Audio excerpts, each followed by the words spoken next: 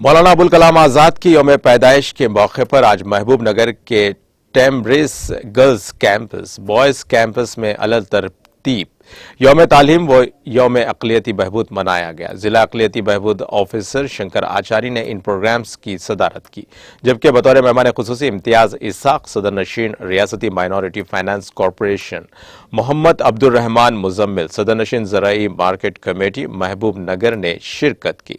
इस मौके पर इम्तियाज इसाक सदर नशीन TSMFC ने मुल्क व कौम के लिए मौलाना आज़ाद की खिदमत पर रोशनी डाली और कहा कि मुल्क में तेलंगाना हुकूमत ही वो वाहिद हुकूमत है जिसकी जानिब से मुसलमानों की तरक्की के लिए टेम्ब्रिज तेमी इदारा जात को कायम किया गया है। मोहम्मद अब्दुल रहमान मुजम्मिल सदर ज़राई मार्केट कमेटी ने मौलाना आज़ाद के इल्म व फिरासत, उनकी तख्लीक़ात, तसनीफ़ात पर रोशनी डाली और मुल्क के लिए मौलाना आज़ाद की खिदमत को उजागर किया।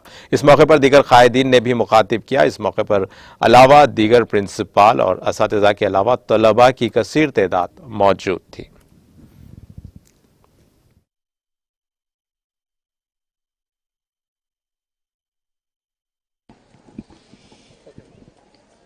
ఈరోజు డాక్టర్ అబ్దుల్ కలాం గారి 134వ జన్మదిన సందర్భంగా ఎడ్యుకేషన్ డేగా డిక్లేర్ చేశారు.